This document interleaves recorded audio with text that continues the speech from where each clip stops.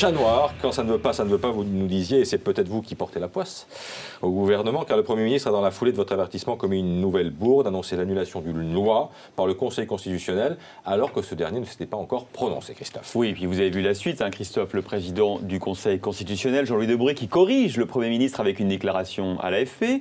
Jean-Marc Ayrault lui-même qui fait un communiqué pour se démentir.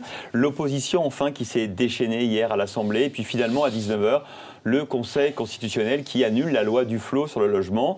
Puis on peut regarder la presse ce matin. Le Parisien, le mercredi noir de Jean-Marc Ayrault. Libération met en une grande photo de Jean-Marc Ayrault de François Hollande avec ce titre « Les apprentis ». Et puis alors le Figaro fait des jeux de mots ce matin. Tête à couac, j'ai pris au hasard dans le journal.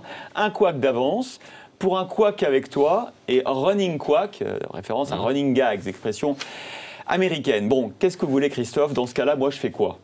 Eh bien, je prends la défense de Jean-Marc Ayrault, car je n'aime pas beaucoup la pensée unique, l'hallali médiatique. En ce moment, Jean-Marc Ayrault, c'est le maillon faible du gouvernement, certes, mais il est tellement facile de s'acharner sur lui. Mais est-ce qu'il est vraiment défendable? Écoutez, hier, il a commis une maladresse. Le Conseil constitutionnel, c'est le gardien de notre loi la plus élevée, la Constitution. Ses décisions s'imposent à toutes les juridictions et autorités de la République. Et le pouvoir exécutif n'a évidemment ni à commenter, ni, on l'a vu, à annoncer ses décisions. Mais je vous amène ce matin, une nouvelle fois, Christophe, dans les coulisses de la République. Que se passe-t-il dans ces coulisses, derrière la vitrine légale? Eh bien, on se parle, figurez-vous.